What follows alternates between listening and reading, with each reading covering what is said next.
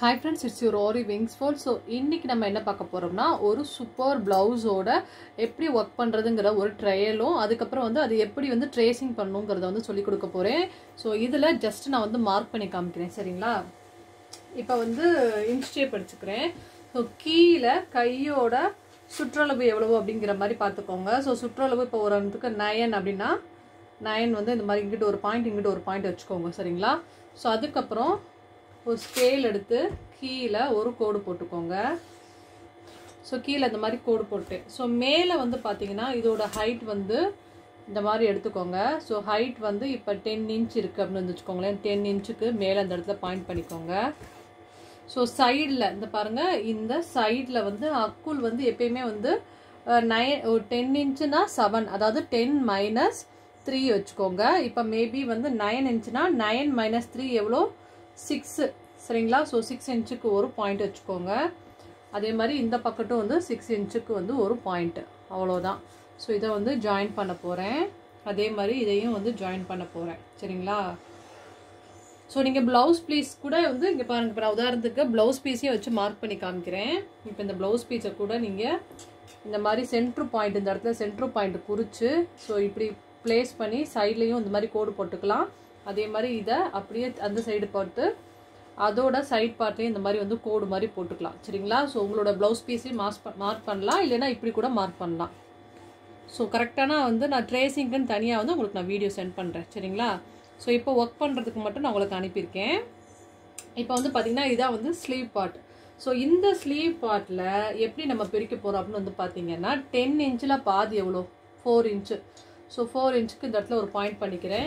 இந்த இடத்துல வந்து ஒரு கோடு போட போறோம். ஓகே கோடு போட்டோம். சோ இதுக்கு மேல வந்து ஒரு border வர போகுது. அதுக்கு ஒரு கோடு போட்டுக்கோங்க. சும்மா ஒரு 1/4 இன்ச்சுக்கு கோடு போட்டாவே போதும். அதே மாதிரி கீழேயும் வந்து ஒரு 1/4 இன்ச்சுக்கு வந்து கோடு. சோ போட்டோமா இப்போ என்ன பண்ண போறேன்னா செக்குடு போட போறேன். செக்குடு வந்து ரொம்ப குட்டி குட்டி செக்குடா இருக்கணும். இந்த மாதிரி சைடா அழகா இந்த பாருங்க இந்த கிராஸ்ல இருந்து இந்த கிராஸ் வரைக்கும் வெச்ச மாதிரி அதாவது இந்த கிராஸ் இருக்கு இல்லையா இந்த கிராஸ்ல இருந்து கரெக்ட்டா கோடு வர மாதிரி பாத்துக்கோங்க. அது பேஸ் பண்ணி அடுத்தடுத்து வந்து குட்டி குட்டி கோடு வந்து நம்ம போடணும் சரிங்களா? இந்த மாதிரி வந்து ரொம்ப வந்து சின்ன மைல்டான கோடா இருக்கணும். ரொம்ப பெருசு பண்ணிராதீங்க. சோ ஃபர்ஸ்ட் எவ்வளவு அகலம் வைக்கிறோமோ அந்த அளவுக்கே வந்து அடுத்தடுத்த கோடு வந்து நம்ம கோடு போடணும். இந்த அளவுக்கு அழகா கோடு வந்து போட்டுக்கோங்க. நான் அப்படியே வந்து கண்டினியூ பண்ணி நான் காமிக்கிறேன் பாருங்க. இதே மாதிரி அழகா ஒல்லியா போடணும். சோ எந்த ஒரு டிசைனா இருந்தா நம்ம பார்த்தோனே இப்படி தான் வரையணும் இப்படி தான் பண்ணனும்ங்கறது வந்து நம்ம அக்யூரேட்டா வந்து தெரிஞ்சுக்கணும் சரிங்களா? அதுல என்ன வர்க் பண்ணிருக்காங்க அப்படினு வந்து தெரிஞ்சுக்கணும். சோ இப்போ இந்த அளவுக்கு நான் வந்து கிராஸா வந்து போட்டுட்டேன். இப்போ என்ன பண்ண போறேன்னா ஆல்ரெடி இந்த கிராஸ் சொன்னேன் இல்லையா? இப்போ இந்த கிராஸ் சோ இந்த இடத்துல இருந்து நம்ம அழகா வந்து இந்த இருக்கு இல்லையா? சோ இந்த இடத்துல இருந்து கிராஸ் சோ இந்த இடத்துல இருந்து கிராஸ் வச்சு ஒரு ஃபர்ஸ்ட் ஒரு கோடு மட்டும் போட்டுக்குவோம். இத பேஸ் பண்ணி அடுத்து கோடு போடணும். சோ இத பேஸ் பண்ணி அடுத்து வந்து ஒரு கோடு அடுத்து வந்து ஒரு கோடு அடுத்து ஒரு கோடு. சோ நான் எப்படி வந்து கிராஸ் ஃபர்ஸ்ட் கிராஸ் வந்து இப்படி பேஸ் பண்ணி இதுல இருந்து இதுக்கு நேரா வச்சு கோடு போட்டேன். இப்போ அடுத்த கிராஸ் வந்து இந்த கிராஸ் இத பேஸ் பண்ணி நம்ம போட போறோம் சரிங்களா? அவ்வளவுதான். இப்போ வந்து அடுத்து வந்து நம்ம எப்பவும் போல ரெகுலரா போடுற மாதிரி போட்ற வேண்டியதான். சோ நான் எவ்வளவு அழகா கரெக்ட்டா ஒல்லியா போடுறேங்கறத பாத்துக்கோங்க. இந்த அளவுக்கு ட்ரேசிங் வந்து கரெக்ட்டா இருக்கணும். ட்ரேசிங் என்கிட்ட காட்டாம ஃபர்ஸ்ட் வந்து ஓரலா எனக்கு வரைஞ்சு காமிச்சிட்டு அப்புறமா தான் blouse piece-ல வந்து ட்ரேஸ் பண்ணனும். ஸ்ட்ரைட்டா வந்து blouse-ல வந்து ட்ரேஸ் பண்ணிராதீங்க சரிங்களா? சோ இந்த அளவுக்கு நல்லா கரெக்ட்டா அழகா ஒல்லியா அக்யூரேட்டா நீங்க வந்து ஃபர்ஸ்ட் ட்ரேசிங் பண்ணிக்கோங்க. அத கரெக்ட்டா வரைஞ்சிட்டீங்களா இல்லையான்னு என்கிட்ட காமிச்சிட்டு தான் போடணும். காமிக்காம தயவு செஞ்சு போட்றாதீங்க. அதுக்கு அப்புறம் வந்து நம்ம கரெக்ட் பண்ணவே முடியாது. சோ இந்த அளவுக்கு நான் என்ன பண்ணனும் ஃபர்ஸ்ட் அழகா ஒல்லியா போடணும். போட்டோமா? சோ இப்போ மேல வந்து என்ன பண்ண போறோம் அப்படினு வந்து பாத்தீங்கன்னா இங்க பாருங்க இத சென்டர் பாயிண்ட் இந்த இடத்துல வந்து இந்த மாதிரி ஒண்ணு இத பேஸ் பண்ணி சைடுல ஒண்ணு அதுக்கு அப்புறம் இந்த சைடுல ஒண்ணு இந்த சைடுல ஒண்ணு இந்த பக்கத்து ஒண்ணு.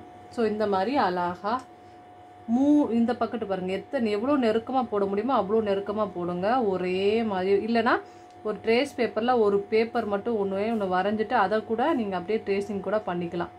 ஆனா இதெல்லாம் சின்ன சின்ன டிசைன் அப்படிங்கறனால வரைஞ்சாவே போதும். இதுக்காண்டி தனித்தனியாக நம்ம ட்ரேசிங் பண்ணணுங்கிற அளவுக்குலாம் வந்து டைம் வேஸ்ட் பண்ண தேவையில்லை. சரிங்களா? இப்போ பாருங்கள் எப்படி வரைகிறேன் அப்படின்னு வந்து பார்த்தீங்களா? ஸோ 1 1 2 3 போட்டோம்னா அப்போ இதே மாதிரி இந்த பக்கட்டும் வந்து இன்னொன்று வரணும். அதே மாதிரி கீழே ஏற்றல் இறக்கலமாக போகக்கூடாது அப்படிங்கிறனால நீங்கள் ஷேப் வந்து கரெக்டாக வந்து இந்த மாதிரி ஒரு கோடு கூட போட்டுட்டு கூட ஒரு லைட்டாக சும்மா சாக் பீஸ்லேயே வந்து ஒரு கோடு போட்டுக்கிட்டிங்கன்னா நீங்கள் வரைகிறது வந்து சேமாக வரைகிறீங்களா இல்லையாங்கிறத நீங்கள் வந்து பார்த்துக்கலாம். சரிங்களா? ஸோ அதுக்கப்புறம் இங்கிட்டு ஒன்று, அப்புறம் இங்கிட்டு ஒன்று, அதே மாதிரி அடுத்து வரையும் போது மேலே ஒன்று போட்டுட்டு அதுக்கப்புறம் சைடில் இந்த பக்கம் ஒன்று, அப்புறம் சைடில் இந்த பக்கம் ஒன்று. பார்த்தீங்களா இப்போ எப்படி வரையணுன்னு? இந்த மாதிரி உங்களுக்கு எவ்வளோ ஸ்பேஸ் இருக்கோ அவ்வளோ தூரம் ஸ்பேஸ் இந்த பக்கம் ஒன்று, இந்த பக்கம் ஒன்று. ஃபஸ்ட்டு ரெட்டை இலைங்கிற மாதிரி இந்த பக்கத்து ஒரு இலை, இந்த பக்கத்து ஒரு இலை போட்டுக்கோங்க. அதுக்கப்புறம் சென்டர்லேருந்து ஒரு இலை இந்த மாதிரி போட்டிங்க இல்லையா? இப்போ இதுக்கு மேலே ஒரு கோடு போட்டுக்கோங்க. அடுத்து வந்து ஒரு கோடு, அப்போ தான் நீங்கள் அடுத்து வந்து கரெக்டாக வரைய முடியும். அதுக்காண்டி வந்து கரெக்டாக ஒரு கோடு போட்டுட்டு இங்கே பார்த்தீங்களா இதுலேருந்து இந்த அளவுக்கு வந்து கேப் இருக்கணும். அதே மாதிரி அதுக்கு அடுத்து வந்து இந்த இடத்துல. ஸோ இதில் எவ்வளோ கேப் இருக்குங்கிறத நான் ஃபஸ்ட்டு சொல்லிடுறேன். உதாரணத்துக்கு ஃபஸ்ட் 1.5 இன்ச்சு, இந்த 1.5 இன்ச்சு கேப்பு, இந்த பாருங்கள் அடுத்து 1.5 இன்ச்சு கேப்பு, மேலேயும் வந்து 1.5 இன்ச்சு கேப் இருக்கணும். இந்த மாதிரி நீங்கள் வரைஞ்சி போட்டால் தான் அப்போ தான் நீட்டாக இருக்கும். இப்போ இதுலேயுமே வந்து பார்த்தீங்கன்னா இது ரெண்டுக்கு இடையில ஃபஸ்ட்டு வந்து ஒரு ரெட்டை இலை வரைஞ்சிக்கோங்க. அப்புறம் இதுக்கு மேலே ஒரு இலை, இது ரெண்டுக்கும் இடையில வந்து ஒரு ரெட்டை இலை, அப்புறம் மேலே ஒரு இலை, இது ரெண்டுக்கும் இடையில ஒரு ரெட்டை இலை, அப்புறம் மேலே ஒரு இலை. தெரியுதா உங்களுக்கு? இப்போ இது ரெண்டுக்கும் இந்த இடத்துல வந்து பீட் ஒர்க் இருக்குது. ஸோ இதை பேஸ் பண்ணிக்கிறாதீங்க. ஸோ ஜஸ்ட்டு நான் வந்து டயக்ராம் மட்டும் பண்ணி காட்டுறேன். அதே மாதிரி இது ரெண்டுக்கு இடையில, அதுக்கப்புறம் மேலே ஒன்று. ஸோ இந்த மாதிரி மட்டும் வரைஞ்சிக்கோங்க. இந்த இடம் அந்த எண்டிங் செக்ஷன்லாம் தேவை கிடையாது. இப்போ அதே மாதிரி இந்த இடத்துல அதே மாதிரி இந்த பக்கம் ஒன்று 2 இலை போட்டுட்டு ஒன்று, அதே மாதிரி இது ரெண்டுக்கு இடையில 1 ரெட்டை இலை, அதுக்கப்புறம் மேலே ஒன்று, இதே மாதிரி இந்த பக்கம் ஒன்று, இந்த பக்கம் ஒன்று, அப்புறம் மேலே ஒன்று, அப்புறம் இதுக்கு ரெண்டுக்கு இடையில இந்த பக்கத்து ஒரு இலை, இந்த பக்கத்து ஒரு இலை, மேலே ஒரு இலை. ஸோ இந்த மாதிரி வந்து ட்ரேசிங் பண்ணியாச்சு. இதுதான் ஆக்சுவலி இந்த ஒர்க்கு. இந்த ஒர்க்கில் இப்போ இந்த பீட் ஒர்க் எப்படி பண்ணலாம் அப்படின்னு வந்து சொல்லி கொடுக்க போகிறேன். இதுவே வந்து த்ரெட்டில் வந்து லோடிங் பண்ணால் எப்படி பண்ணலாங்கிறத நான் சொல்லி கொடுக்க போகிறேன். ஸோ 2 மெத்தடுமே உங்களுக்கு நான் சொல்லி கொடுக்க போகிறேன். ஃபஸ்ட்டு வந்து ஜரி எடுத்துக்கிறேன். ஜரி எடுத்து வந்து நான் பீட் லோடு வந்து எப்படி பண்ணலாம் அப்படின்னு வந்து உங்களுக்கு சொல்லி கொடுக்க போகிறேன். சரிங்களா? ஸோ ஃபஸ்ட்டு எடுத்துட்டேன். ஸோ ஜரி இப்போ எடுத்துட்டேன். இப்போ உள்ளே இருந்து இங்கே பாருங்கள் இந்த இடத்துல வந்து பண்ணி காமிக்கிறேன். நல்லா க்ளோஸ்அப்லேயே கவனிங்க. ஓகேவா? நல்லா கிளியராக தெரியும்னு நினைக்கிறேன். இப்போ இந்த இடத்துல பண்ணி காமிக்கிறேன். ஸோ இங்கே இடத்துல இருந்து எடுக்கும்போது ஃபஸ்ட்டு இங்கேருந்து எடுக்கக்கூடாது. சரிங்களா? கீழே இந்த சைடில் இருந்து தான் எடுக்கணும். இந்த இடத்துல சைடில் இருந்து எடுத்து ஒரு ஸ்டிச், ஒரு லாக் இந்த மாதிரி எடுத்துக்கணும். ஸோ சுகர் பீட் வந்து எடுத்துக்கணும். ஸோ எப்படி எடுக்கணும் அப்படின்னு வந்து பார்த்தீங்கன்னா கரெக்டாக இந்த இடம் வந்து ஃபில்லிங் ஆகிற அளவுக்கு வந்து வச்சுக்கணும். சரிங்களா? ஸோ ஒரு ஸ்டிச், ஒரு லாக், அடுத்து மேலே ஒரு ஸ்டிச், ஒரு லாக். சரிங்களா? இதே மாதிரி அடுத்த லைன் வந்து கொடுக்கணும். பார்த்தீங்களா? இப்போ ஒரு ஸ்டிச், ஒரு லாக்கு, அடுத்து மேலே ஒரு ஸ்டிச், ஒரு லாக். நான் எவ்வளோ அழகாக ஒல்லியாக கொடுக்குறேன்னு பாருங்கள். இதை ஜூம் பண்ணி கூட நீங்கள் பார்க்கலாம். மேபி டவுட்ஸ் இருந்தால் ஜூமில் கூட நான் எப்படி பண்ணுறேன்னு பாருங்கள். ஸோ எவ்வளோ கரெக்டாக அந்த டிசைனுக்கு ஏற்ற மாதிரி வந்து நான் பீடை வந்து மேனேஜ் பண்ணுறேன், கரெக்டாக அடுக்கிறேங்கிறத வந்து கவனிச்சுக்கோங்க. சரிங்களா? ஓகே. ஸோ இங்கே பார்த்தீங்களா? இப்போ ஃபுல்லாகவே அடுக்கிட்டேன். அடுக்கி இப்போ வந்து நாட்டும் போட்டுறேன். ஓகே, போட்டாச்சா? இப்போ ஒரு சைடு முடிச்சிட்டோம். இப்போ இந்த பக்கம் பண்ண போகிறதுக்கு என்ன பண்ண போகிறேன்னா இங்கே பாருங்கள், இப்படி இருக்கிறதுக்கு இங்கே இடத்துல இருந்து பேஸ் பண்ணி இந்த பார்த்தீங்களா 1 2 லாக் எடுத்துட்டேன். சரிங்களா? இப்போ இதை வந்து எப்படி நம்ம பேஸ் பண்ணி அடைக்கிறேங்கிறத கவனிங்க. பார்த்தீங்களா? ஒரு ஸ்டிச், ஒரு லாக்கு, அடுத்து ஒரு ஸ்டிச், ஒரு லாக்கு. இந்த ஒரு ஸ்டிச்சும் ஒரு லாக் வந்து கரெக்டாக நீங்கள் போட்டால் தான் இந்த ஷேப்பே வந்து கரெக்டாக அக்யூரேட்டாக வரும். அதையும் சொல்லிடுறேன். அதே மாதிரி மறுபடியும் உள்ளே விட்டு பார்த்தீங்களா ஒரு ஸ்டிச், ஒரு லாக், அதே மாதிரி இங்கே பாருங்கள் ஒரு ஸ்டிச், ஒரு லாக். ஸோ இது வந்து பார்த்தீங்கன்னா இப்படி மேல் நோக்கி நான் வந்து கிராஸாக வந்து லீஃப் வர மாதிரி போடுறேன். ஸோ அதெல்லாம் வந்து நல்லா நோட் பண்ணிக்கோங்க. அப்போ தான் உங்களுக்கு அழகாக டிசைன் வந்து வரும். சரிங்களா? ஸோ மேலே 4 லைன் தான் போட்டிருக்கேன்னா அடுத்து சைடில் வரப்போகிறதும் வந்து 4 லைன் தான் இருக்கணும். அதையும் நோட் பண்ணிக்கோங்க. சரிங்களா? ஓகே, இப்போ சைடில் 4 லைன் வந்து போட்டு முடிச்சுட்டேன். இப்போ நாட் பண்ணிட்டேன். அடுத்து இப்போ இந்த இடத்துல குத்தி இப்போ இந்த பக்கத்து சைடில் ஒரு லாக்கு, ஒரு ஸ்டிச், அதுக்கப்புறம் வந்து என்னது ஒரு லாக்கு. இதெல்லாம் ஏதாவது டவுட்ஸ் இருந்தால் நீங்கள் கேட்கலாம். என்னப்பா நல்லா 4-5 தடவை ட்ரை பண்ணி பார்த்துட்டு அப்புறமா தான் வந்து போடணும். ஒரு ஸ்டிச்சு, ஒரு லாக்கு, அதே மாதிரி ஒரு ஸ்டிச்சு, ஒரு லாக்கு. சரிங்களா? இதே மாதிரி எடுத்துட்டு ஒரு ஸ்டிச், ஒரு லாக், அடுத்து சைடில் ஒரு ஸ்டிச், ஒரு லாக். இந்த மாதிரி அழகாக போடணும்.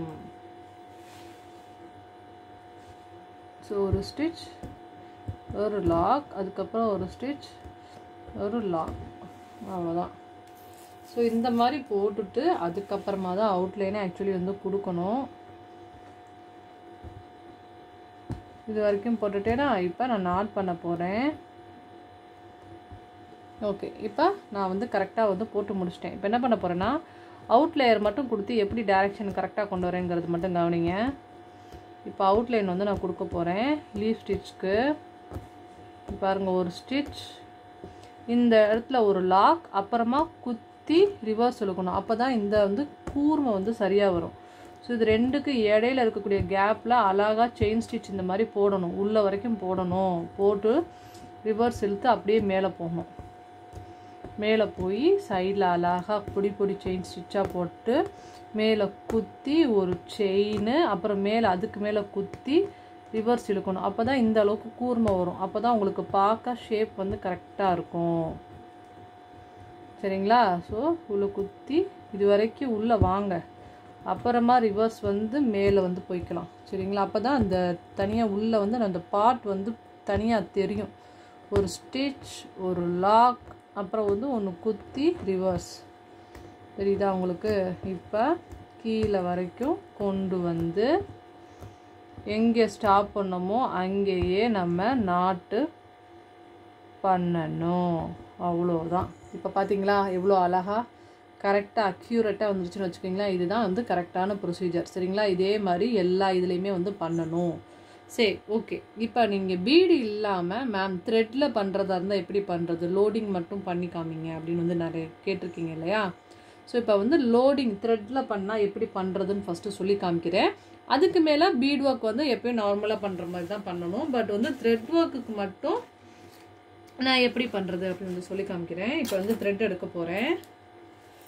ஸோ ஃபஸ்ட்டு வந்து பார்த்திங்கன்னா ஒரு இந்த கலர் எடுத்துக்கலாம். த்ரெட் ஒர்க்குக்கு என்ன பண்ணணும், ஃபஸ்ட்டு இந்த மாதிரி வந்து த்ரெட்டை எடுத்துகிட்டு ரெண்டையும் வச்சு நம்ம நாட் பண்ணிக்கணும் ஃபஸ்ட்டு. சரியா? நாட் பண்ணிக்கிறோம். ஸோ இது எதுக்காண்டி 2 பேட்டர்ன்ஸில் சொல்லி கொடுக்குறோம்னா, ஸோ உங்களுக்கு எப்படி வேணாலும் டிசைன் வந்து பண்ண தெரியணுங்கிறதுக்காண்டி. சரிங்களா? ஓகே, இப்போ வந்து பார்த்தீங்கன்னா இதான் டிசைன்னா இங்கே பாருங்கள். ஃபஸ்ட்டு வந்து செயின் ஸ்டிச் வந்து போட்டுக்கணும்னு நான் சொல்லியிருக்கேன். இந்த மாதிரி ஃபஸ்ட்டு வந்து செயின் ஸ்டிச் மட்டும் வந்து போட்டுக்கோங்க ஜரியில். இது வந்து பிகினர் லெவலுக்காக நாங்கள் சொல்லி கொடுக்குறது. சரிங்களா? இந்த மாதிரி ஃபஸ்ட்டு வந்து செயின் ஸ்டிச் மட்டும் வந்து போட்டுக்கலாம். ஒரு லாக் பண்ணிவிட்டு ஃபஸ்ட்டு வந்து அவுட்லைன் மட்டும் வரைஞ்சிக்கோங்க. அப்போ தான் கரெக்டாக அக்யூரேட்டாக வந்து போடுவீங்க. அதை ஒன்று நாட் பண்ணிக்கோங்க.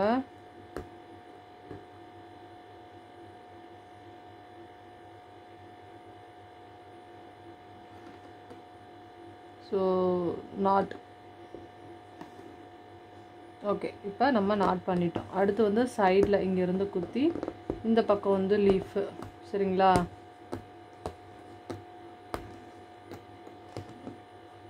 நல்லா பொடி செயினாகவே போடுங்க. குத்தி அப்படியே இந்த சைடு வந்து கண்டினியூவாக போடணும். ஓகேவா? ஓகே. அப்படியே நீங்கள் நாட் போட வேணாம், அப்படியே மேலேயே நான் கண்டினியூ பண்ணி போட போகிறேன் பாருங்கள். ஸோ அதுக்கப்புறம் இந்த பக்கத்து வந்து லீஃபுக்கு போட்டுருங்க. அப்படியே இந்த பக்கம் வந்து கொண்டு வந்து கம்ப்ளீட் பண்ணிக்கோங்க. ஃபஸ்ட்டு ஜரி மட்டும் போட்டுக்கணும், அப்புறம் நாட் போட்டுக்கோங்க. ஓகேவா? ஓகே, இப்போ தான் நம்ம என்ன பண்ண போகிறோம்னா த்ரெட்டு வந்து ஸ்டார்ட் பண்ண போகிறோம். ஸோ த்ரெட்டு எப்படி ஸ்டார்ட் பண்ண போகிறோம்னு பார்த்தீங்கன்னா, இங்கேருந்து மேலேருந்து எடுத்தாலும் சரி, மேலேருந்து எடுத்து இங்கே பாருங்கள் எடுத்துட்டேன். எடுத்ததுக்கப்புறம் 2 த்ரெட்டையும் சேர்த்து எடுத்ததுக்கப்புறம் இந்த மாதிரி எடுத்துக்கோங்க. ஸோ ஒரு ஸ்டிச் கீழே வந்து ஒரு லாக், ஒரு ஸ்டிச் அந்த செயின் கிட்டேயே லாக் போடுங்க. அடுத்து ஒரு ஸ்டிச் இந்த செயின் கிட்ட லாக்கு, ஒரு ஸ்டிச் அந்த செயின் கிட்ட லாக். இப்போ எதுக்காக நம்ம செயின் போட்டுக்கோங்கிறது தெரியுதா? அதே மாதிரி இப்போ கீழே ஒர்க்கு முடித்தோன்னே ஜரியெல்லாம் கட் பண்ணிக்கோங்க, அதையும் நான் சொல்லிடுறேன். ஸோ ஏன்னா இப்போ நம்ம நிறைய பேர் பிகினர் லெவலில் ஒர்க் பண்ணும்போது என்ன ஆகும் அப்படின்னு பார்த்தீங்கன்னா, ரெண்டும் போய் பின்னிக்கிறோம். ஸோ அந்த மாதிரி மிஸ்டேக் இருக்கக்கூடாது அப்படின்னு நினச்சிங்கன்னா நீங்கள் வந்து கீழே வந்து கட் பண்ணிக்கணும். சரிங்களாப்பா? அதையும் நான் இப்போயே சொல்லிடுறேன். ஓகே, ஸோ இப்போ வந்து பாருங்கள், இந்த மாதிரி எடுத்துட்டு அழகா ஓகே இப்போ கவனிங்க. ஸோ அப்படியே இந்த பக்கம் ஒரு ஸ்டிச்சு, ஒரு லாக், ஒரு ஸ்டிச், அப்புறம் வந்து அந்த செயின் கிட்ட ஒரு லாக், ஒரு ஸ்டிச்சு, ஒரு செயின் கிட்ட லாக், ஒரு ஸ்டிச், லாக், ஒரு ஸ்டிச், ஒரு லாக். சரிங்களா? ஸோ அதுக்கப்புறம் ஒரு ஸ்டிச், ஒரு லாக், ஒரு ஸ்டிச், ஒரு லாக். இதே மாதிரி அழகாக நீங்கள் கண்டினியூவாக பண்ணிட்டு வந்துட்டு லாஸ்ட் வரைக்கும் வந்துட்டு ஒரு நாட் பண்ணிக்கோங்க. 2ல் ஏதாவது ஒன்று எடுத்தாலும் ஆட்டோமேட்டிக்காக வந்து என்ன ஆயிரும், நாட் வந்து வந்துடும். அதையும் சொல்லிடுறேன். ஓகே, ஸோ இப்போ நாட் போட்டோம். ஸோ ஒரு சைடு வந்து முடிச்சிட்டிங்க. இப்போ இந்த பக்கம் போடுறதுக்கு என்ன பண்ணணும்னா இந்த சைட்லேருந்து எடுத்துக்கோங்க. எடுத்துகிட்டு குத்தி ஒரு லாக், ஸோ குத்தி ஒரு லாக், குத்தி ஒரு லாக், குத்தி ஒரு லாக், குத்தி ஒரு லாக். ஸோ இப்படி தான் போடணும். சரிங்களா? குத்தி ஒரு லாக், குத்தி ஒரு லாக், குத்தி ஒரு லாக், குத்தி ஒரு லாக், குத்தி ஒரு லாக், குத்தி ஒரு லாக், குத்தி லாக். இந்த மாதிரி எவ்வளோ ஷார்ட்டாக போட முடியுமோ அந்த அளவுக்கு போட்டுட்டு அதோட நம்ம என்ன பண்ணிடணும், நாட் பண்ணிடணும். ஸோ இந்த பக்கத்து வந்து நான் முடிக்க போகிறேன், அதனால் நான் வந்து என்ன பண்ண போகிறேன்னா நாட் பண்ண போகிறேன். நாட் பண்ணியாச்சு. சரியா? இப்போ 2வது சைடு போட்டு முடிச்சிட்டோம். இப்போ இந்த பக்கம் போட போகிறேன். ஸோ இங்கேருந்து மேலேருந்து எடுத்துட்டேன். எடுத்துகிட்டு தான் ஒரு ஸ்டிச்சு, ஒரு லாக்கு, அடுத்து ஒரு ஸ்டிச்சு, ஒரு லாக்கு, அடுத்து ஒரு ஸ்டிச், ஒரு லாக், ஒரு ஸ்டிச், ஒரு லாக், ஒரு ஸ்டிச்சு, அடுத்து ஒரு லாக்கு, ஒரு ஸ்டிச், ஒரு லாக், ஒரு ஸ்டிச், ஒரு லாக், ஒரு ஸ்டிச், ஒரு லாக்கு, ஒரு ஸ்டிச், ஒரு லாக், ஒரு ஸ்டிச், ஒரு லாக், ஒரு ஸ்டிச், ஒரு லாக், ஒரு ஸ்டிச், ஒரு லாக், ஒரு ஸ்டிச், ஒரு லாக், ஒரு ஸ்டிச். இது எதுக்காண்டி சொல்கிறோன்னா, இந்த மாதிரி சொல்லிகிட்டே ஒர்க் பண்ணோம்னா நல்லா பிகினர் லெவலில் இருக்கிறவங்களுக்கு புரியுங்கிறதுக்காண்டி. சரிங்களா? அதோட என்ன பண்ண போகிறேன், நாட் போட போகிறேன்.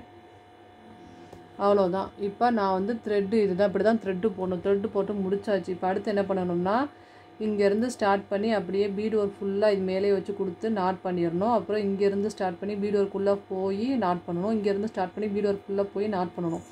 பட் பீட் ஒர்க் வந்து இந்த இடத்துல ஷார்ப்னஸ் இருக்கணும். சரிங்களா? ஸோ இதுதான் வந்து டபுள் பேஸில் வந்து பண்ணுறது. ஸோ இது நல்லா தெளிவாக புரிஞ்சிருக்கும்னு நினைக்கிறேன். பட் நீங்கள் பண்ண போகிறது என்னமோ இந்த மெத்தட் தான். பட் நான் சொல்லி கொடுத்தது இதை தெரிஞ்சுக்கணுங்கிறதுக்காண்டி. ஓகேவா? ஓகே, ஸோ நல்லா தெளிவாக புரிஞ்சிருக்கும்னு நினைக்கிறேன். ஏதாவது டவுட்ஸ் இருந்தால் நல்லா 4-5 தடவை ட்ரை பண்ணி பார்த்துட்டு எனக்கு கேளுங்க. ஓகே, பாய். ஸோ நல்லா ப்ளவுஸ் பண்ணுங்கள். நான் ஆல் த பெஸ்ட். ஓகேவா? Okay, bye. Have a nice day. Bye.